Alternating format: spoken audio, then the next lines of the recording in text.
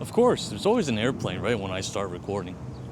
I guess that's just one of the perks of living in Queens and in between two airports. It's super convenient if you need to catch a flight, but if you're trying to film a video outdoors, there's probably going to be a plane passing by every 2 minutes. Hello, my name is Thomas. Welcome back to my channel. I am outside today taking a walk through Flushing Meadows Corona Park. I am walking to Flushing. Part of the reason is because I don't have my car. It's been in the shop getting repaired for the past 2 weeks, so I really don't have any options to go somewhere without my car. I either have to walk, take public transit, or ride my bike. And today I decided to walk because, well, it's beautiful out. It's like low 70s. And my advice to anyone and everyone is that if you're feeling a little down, a little depressed, in a rut, in a bit of a funk, whatever it is that you're feeling, if you're not feeling great about yourself or about life, you should go out. Go outside, get some sun, get some air. You can go to a park like I am now in nature, or just walk through your neighborhood, see people. It always makes me feel better. It gives you the time and space to unwind, sort through your thoughts and feelings. I don't think there's a situation where if you're not feeling great about yourself or great about life, that staying indoors is going to improve that. It's never going to improve that. I guess I wanted to talk a little bit about, I guess anxiety might be the closest thing to what I'm feeling. For those who don't know, I'm about 6 months into my sabbatical now. We're about to hit June. It is the end of May as I'm filming this. I think whenever you hit a point where it's like 6 months, you're definitely going to reevaluate and look at what are some of the goals you set coming into the sabbatical or at the beginning of your sabbatical. For me, I'm on sabbatical. And then you evaluate whether you've been able to hit those goals and what your progress has been. And it's funny, I feel like it was just yesterday almost that I was making videos about the beginning of a sabbatical and how I needed a routine in order to accomplish my goals. And now that we're essentially 6 months later, my sabbatical is pretty much half over by now. It doesn't feel like I've really accomplished all that much against the things that I wanted to do. It's in the middle of the street, let me get out of there. So one of the things that I set out to do was to try to do freelancing and become a consultant. And I don't think I've really made any progress against that goal. Like, I started building out this website and doing some marketing copy, but I haven't really launched it. I haven't told anyone that I'm in the business of freelancing. I haven't done any outreach to potential clients. The reality is that I don't have any real motivation to do freelancing or consulting. And I say that because I don't need the money to survive, right? Like, I had set up my finances so that I don't have to work during my sabbatical. Without the financial need, I'm finding that there's not enough otherwise to motivate me to try to do freelancing and consulting.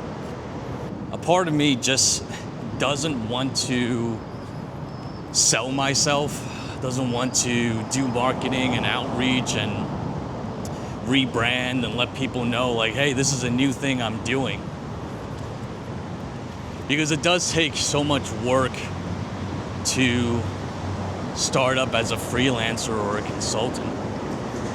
So I wasn't, emotionally or spiritually invested in the idea. And without some sort of impetus or need to do freelancing or consulting, like it just sort of fell by the wayside. The other two things I wanted to do during my sabbatical was making videos like this, which I want to say I have been able to keep to. For the most part, I've been able to do one video a week. That's been a good experience.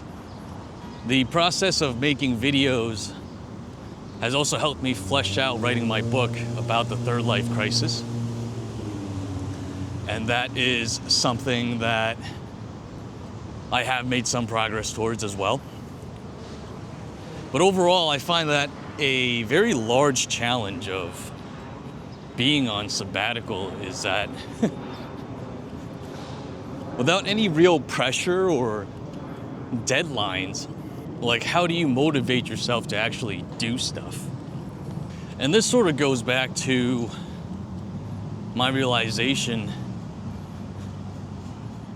from making my burnout video that there is sort of a sliding scale or spectrum between being relaxed and enjoying your life and being productive and getting stuff done. For at least my sabbatical so far, most of it has been geared towards relaxing and enjoying life. And also the realization that for the first couple of months, I was just sort of unwinding. I was unwinding my body, my mind from burnout. And then once the spring came, I started to do much more traveling. I traveled to Maryland to visit a friend. I did camping. I went to Austin, then Mexico City, which was wonderful, then Medellin. And now next week I will be flying out to Chicago and LA. So just been a lot of traveling, and I don't know if other people are better at it, but for me, traveling definitely disrupts any sense of routine that I might have had, and I find it really hard to be productive while I am flying from place to place and in new environments. So I guess that's one reason why I really haven't made much of any progress towards these productive goals. So now we are coming up on June, and originally my plan for the second half of 2025 was to move abroad and live in Bangkok and in Thailand for a few months. I wanted to do that because I wanted to train Muay Thai, and I also wanted the experience of living in a different place and also living in a place that's much more convenient to visit different places in Asia, other countries in Asia, I mean. So that was the motivation behind that plan. And now that we're coming up on June, I think I feel some level of, not sure if anxiety is the right word, but maybe guilt or unease about the fact that I haven't really made any real concrete plans to actually move to Thailand. And let me just say that this is sort of one of my red flags or toxic traits or weaknesses, is that I'm not really great at planning for the near future. In terms of like finances, I'm pretty good at planning for that. So like whenever I work, I definitely set aside money for my retirement accounts. I've definitely set aside a lot of money for the sabbatical in terms of saving up money so that I don't have to worry about working and paying the bills. So in that sense, I am pretty buttoned up. But in terms of planning for the near future, for example, going to Thailand for a few months, the original plan was for me to go sometime during summer. So I guess that would be like June or July. And right now, at the end of May, I haven't really done any planning at all. I haven't looked into an apartment. I haven't done any research on like, hey, what's an area I want to live in? I haven't done any research on like getting a visa. I haven't done anything or started to do anything in terms of learning the language, which to me is really important. If you're going to spend several months in a place, you should learn the language. So I just feel like I'm really behind in terms of doing the things that I know I should do in order to make something like moving and living to Thailand a possibility. And I think it's really easy to just back out of that, to find reasons or excuses to put something off. So you could say like, well, going to Thailand would be a big hassle, have to go through so much in terms of moving stuff, learning a new language. You could also rationalize by saying, you know, oh, I can just learn Muay Thai here, just join a gym here and do the same thing. Or you can say, well, you know, it's going to cost so much money. Honestly, I'll just save so much money if I just don't go and just stay here in the States. Or you can rationalize and say, well, this would be a really big distraction and a really big upheaval in my life. And if I didn't do it, then I would have more time and energy to focus on things like writing. And I think all of those are just excuses and rationalizations that we make to give ourselves a way out, to give ourselves a path out of doing the hard and uncomfortable thing. And in that regard, I'm no different than anyone else. Maybe part of me hasn't done any planning around potentially moving to Thailand because a part of me doesn't really want to do it. Is like a part of me is maybe not scared, but reluctant to make such a drastic move in my life.